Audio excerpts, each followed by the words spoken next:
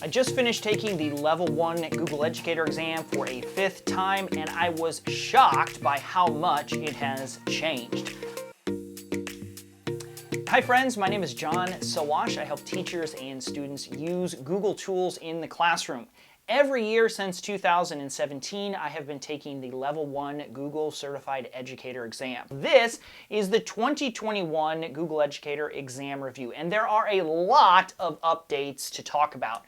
Now, the first thing we want to do is just review the format of the test.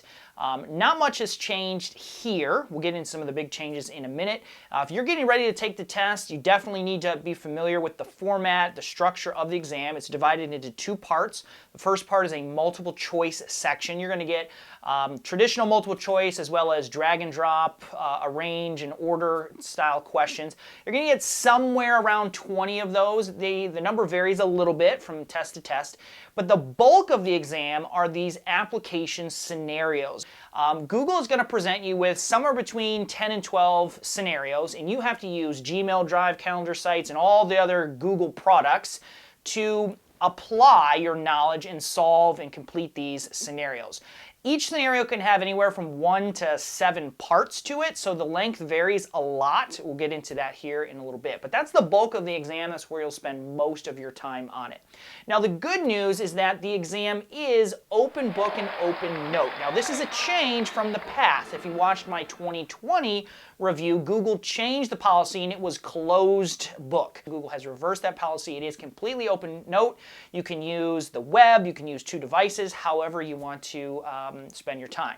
There is a time limit though, so you can't just go into this cold and think you're going to just look up every question. You have 3 hours, 180 minutes to complete their exam. We'll talk more about how to budget your time a little bit later in the video. Now, there's a fee to this exam, but it's very, very affordable. It is $10 to take the test. You can take the test up to 3 times in a calendar year. If you don't pass the first time, you can re-register after a brief waiting period, pay another $10 and take it up to 3 times in a calendar year. When you pass, your certification is good for 3 years. That's standard. At that time, you'd have to decide if you want to retake the exam or not. Now, what is on the exam? Well, all the questions are related to these Google products. Now, if you look at this list here, it should be very familiar to you. These are the core standard products of Google Workspace for Education. You've got the entire Google Drive family, the productivity tools like Gmail, Calendar, and Groups, and then a couple of kind of secondary ones like YouTube, Google Sites, and the Chrome browser. We'll get into more about the specific questions that are on the exam here in just a bit. Now, Google has partnered with a company called Criterion to administer the test. You're actually going to register with Criterion. They collect the $10 exam fee. Couple of important notes if you're getting ready to take the test. Number 1, you do have to register in advance, and it can take up to 24 hours to receive your exam credentials. So this isn't a thing where you can just like register and then immediately go and take it. When you register, you have 7 days to actually take your exam. So I would recommend, register the day before or a couple days before you actually plan on taking the test. That way you'll have all the information that you need. If you don't take the test within your 7-day window, unfortunately the exam expires and you have to pay to register again. All right, let's get into the actual content of the exam. Now, I'm not going to cheat and actually give you the questions. That probably wouldn't be very helpful anyways because there's a large question bank and every time you take the exam, the questions are different. But I will give you a general sense on where you should spend your time preparing so you have the greatest chance for success. Here's the quick summary. On the last test that I took here in May 2021, I received 20 questions that were related to Google Drive. Now that includes Docs, Slide, Sheets, Forms, the Google Drive family. I received 7 questions on the productivity tools, that's Gmail, Calendar, Tasks, and related tools. And then I received 7 questions on some of the other Google products like Classroom, YouTube, and Google Chrome.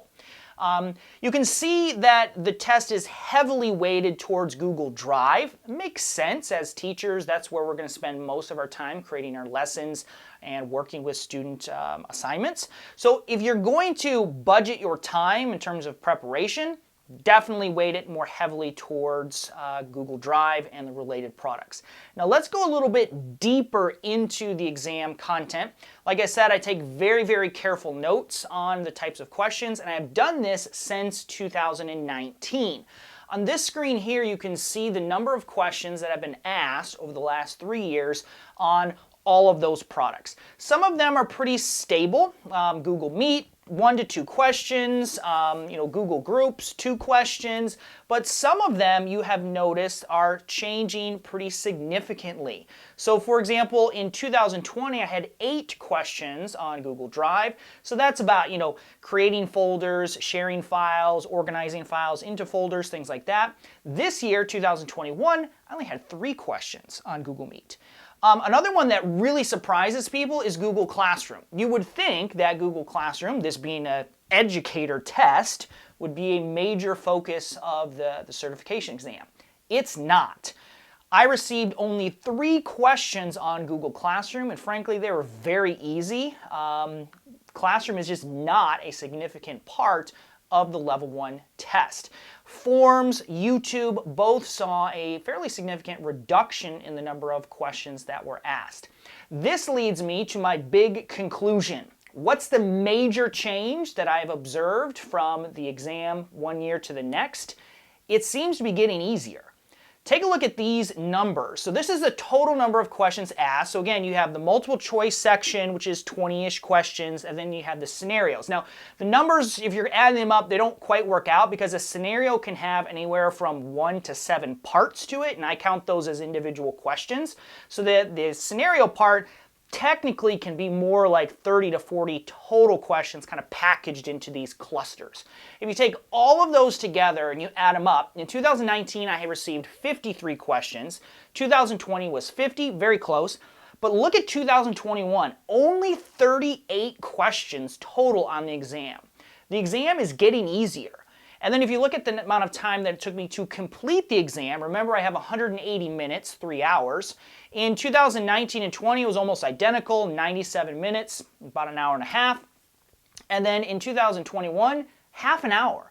I was shocked how fast I was able to finish the level 1 test this year. I thought I missed something, like did I skip a question? What's going on here?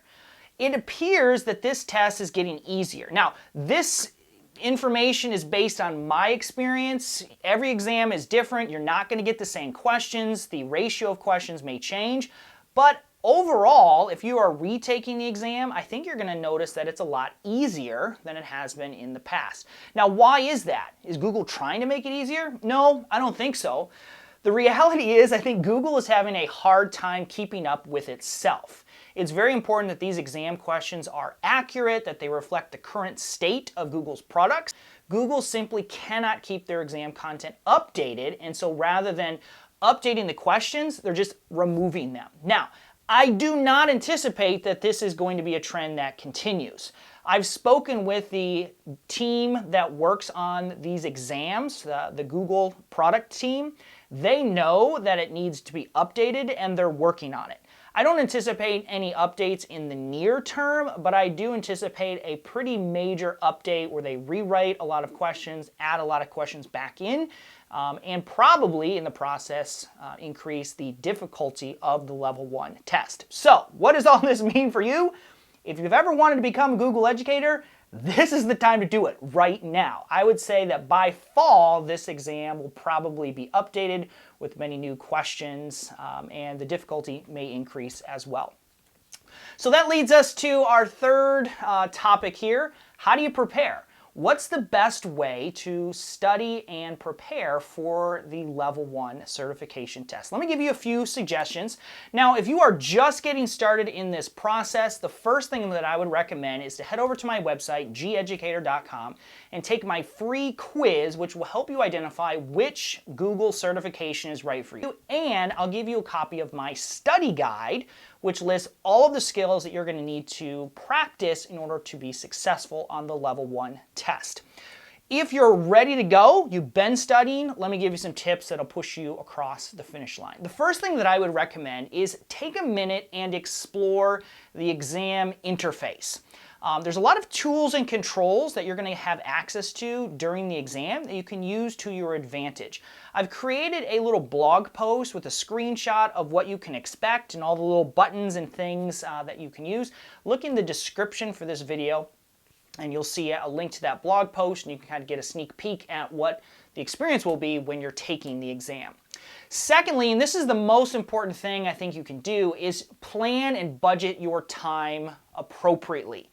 Running out of time is the most common reason that educators do not pass the level 1 test. Now, that has been true in the past based on what I've just told you.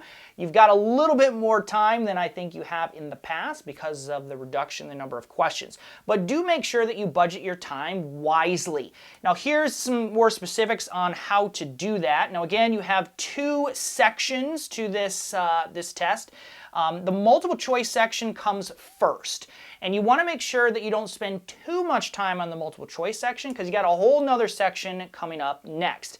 In general, you want to try to budget 30 to 40 minutes for the multiple choice section. And you'll have a clock in the exam. You can kind of keep track. Again, don't obsess over it, but just keep an eye on it. If you're 2 hours in and you haven't even gotten to the scenarios, you're going to be in trouble. The second section is the scenarios, and you want to give yourself as much time as possible to go through those scenarios at a nice, comfortable pace so you don't miss anything. If you're rushing, that's where you're going to make mistakes. In general, try to budget about 5 to 10 minutes per scenario. Again, a scenario could be 1 question or 7 questions. It really just depends on what exam that you get. So it's about 110 minutes total. That doesn't add up to 3 hours. If you follow my advice here, that will leave you with some extra time. So 15 minutes for review, and then another 15 minutes if you need to go to the bathroom, if you have technical issues, you've got a little bit of buffer time as well. One of the best ways to save time is by using copy and paste. Throughout the exam, you're going to get a lot of very specific instructions about use this number, or use this for the name of your file, or the subject of your email, and it's really important that you don't mess that up because this exam is computer scored. In the exam window, you'll also have an option to flag difficult questions. There's a little box you can tick that says mark for review.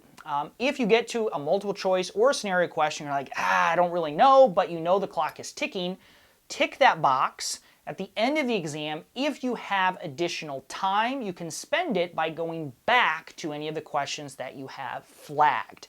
I strongly encourage you to answer every question when it is presented to you. If you're not confident in your answer, then flag it, and you can review it and spend more time on it, look up things if you need to get a better answer.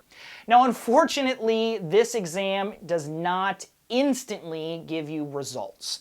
When you complete your exam, you're going to be, down to the wire. You've just spent up to 3 hours looking at a computer screen. You're like, please just tell me if I passed. Unfortunately, that's not how it works. It will take anywhere from 3 to 7 days to receive your exam results.